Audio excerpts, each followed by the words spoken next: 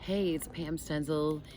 Just having a little chat with you again today about relationships and sex and what's going on with this generation and how they're handling sex. And, you know, we've got a generation that is so disconnected between their sexual choices and sexual activity and behavior and relationships and intimacy. And there's a lot of driving forces around it. First of all, it's, our culture is just so sex saturated, we would say, where it's just everywhere you look. And so then everything they watch on television, from The Bachelor or Bachelorette to the movies they're going to, and they're so influenced by all of that. And then I think the online, this virtual thing, and COVID, I think, probably really intensified that, where they're swiping left and right and they're making decisions about people based on appearance, and they're all trying to be Instagram models and make the duck face and attract people very superficially. It's all very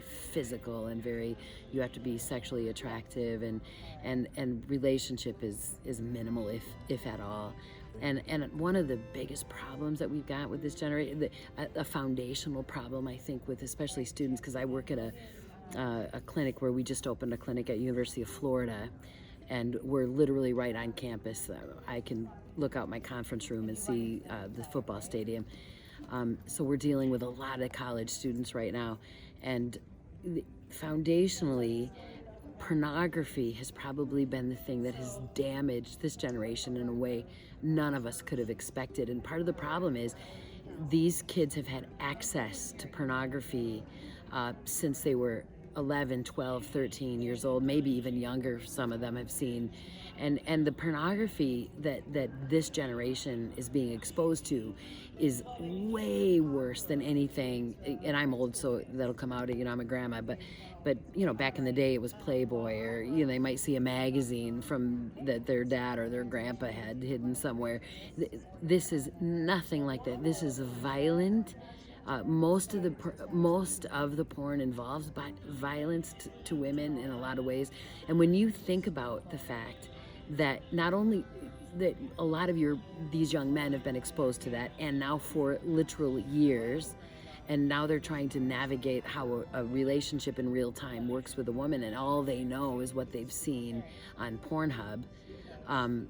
It's devastating. And for the girls who are also exposed to a lot of that, some of them are like, well, this is what I'm expected to do, or this is how I'm expected to behave sexually. So everything that's been going on virtually, and the pornography and the sending nude pics and all of these things that's been going on between them, when it comes into the real world, where now we're going to actually physically make the decision about sex, they're taking all of this crap and that's gone on in their brain and bringing it into relationship, and it doesn't work. And when you talk to a college student about dating, like that, it's like this complete they have no idea what that means. It's like, did you ride up in your buggy? There's no dating.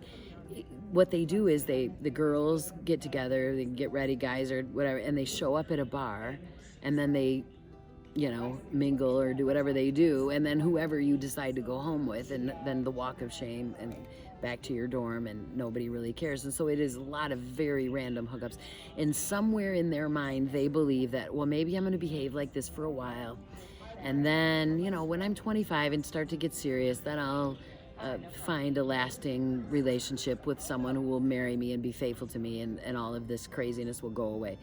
It's ridiculous. It's the same thing of thinking, well, I'm going to do porn now because I'm actually not doing the real thing, and I'm not actually having sex, but I'll just get involved with porn. And then the time I get married, or when I'm in a relationship, then the porn need and my need to have porn involved in my life will go away. Never does. It only gets worse. And so you are going to take these behaviors, these learned behaviors sexually, into your permanent or your what you think might be a long-term relationship. And I've told girls so many times, opposites might attract when it comes to personality, never when it comes to character. You're going to get exactly what you are. So if this is the way you've viewed sex, if this is the way you valued sex, then you are going to attract or be in a relationship with someone who values that exact same thing. And and so what happens is it's this perpetual, the infidelity going on right now in our marriages is insanity. So 80% of married men 50 years of age and younger admit to having sex with someone else besides their wife during their marriage, and a full 70% of married women in that age range admit to the same thing. So the truth of the matter is, my generation and the one behind me basically took all of their sexual experience prior to marriage right into their marriage with them, and it continued. So that's devastating, certainly on a physical level, with the risk that these young people are on as far as STI infections, with 22.5 million new infections, and women bearing the biggest brunt of that with infertility. I had a girl in the clinic in Gainesville. She'd gotten chlamydia from a a hookup or some relationship in freshman year, and she told me about it. And I said to her, well, do you want to have kids? She goes, oh yeah, someday I want to have kids. I said, well, the choices you're making are completely guaranteeing that may not ever happen. And fully explain to her that those hookup choices she made, those relationships, especially the one that we specifically know where she contracted chlamydia, are devastating to her. He's off doing whatever he's going to do, doesn't hurt him. She's the one bearing the brunt of that. So I looked right at her and I said, was the sex worth it? And she kind of, and she could have answered me, yes, it was mind-blowing sex. And so if I never can become a mother from that little hookup I had with that guy with mind-blowing sex that day, my freshman year of college, I'm perfectly fine with that. The reality is it's not true. In her heart, she thinks what she really wants is to be loved, connection, intimacy, a relationship that matters. But every choice she's making around sex is determining that she will never get that. And so now we have to take some time with them and slow them down, and maybe just even say some shocking things to them and saying, if what you're after is being a mother, if what you're after is being a wife, having a marriage, having someone who's faithful to you, someone you can trust, then you've got to be making decisions right now that lead to that end result. And if you're not making those decisions, you're heading down the path of infidelity, divorce, infertility, pain in all your relationships. If that's the path you want to be on, keep on going. But if that's not where you want to end up, then right now you need to do a U-turn really fast and begin to make better choices when it comes to relationships. And a lot of that involves understanding that every choice you make will have an end consequence. Now, there are end consequences to choose. You're a college student, to choose not to be involved in that. You know what? Kids are going to think you're crazy. People are going to tell you, what's wrong with you, or you're a prude, or call you whatever. You're going to be dateless, probably. You're going to spend a few lonely nights because you have standards. And so there are consequences to making a decision like that, but the end result of that is a relationship that matters, where you've built intimacy first and not had sex and hoped a relationship would show up at the back end of that.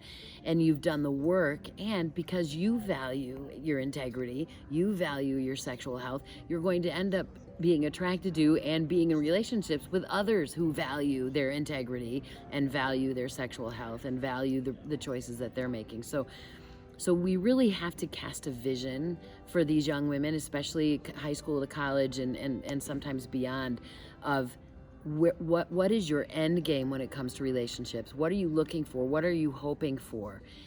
It's actually achievable for the poor girls who actually believe, no, all guys I'm gonna get cheated on continually in every relationship I ever have.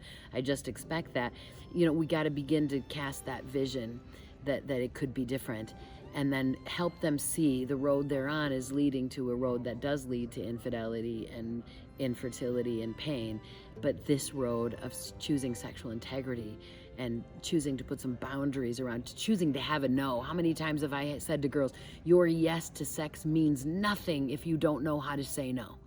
If you don't have a no, your yes means nothing.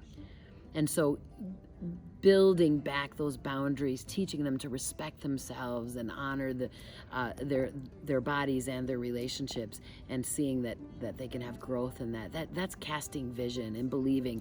And then just telling them, you're loved and you matter, and you don't deserve to be treated like a piece of meat, like an object to be used for someone else's desire and cast aside. You deserve respect and honor and real love, and cast that vision for them, help them see it for themselves, and then help them build those boundaries in their relationships to get that for themselves.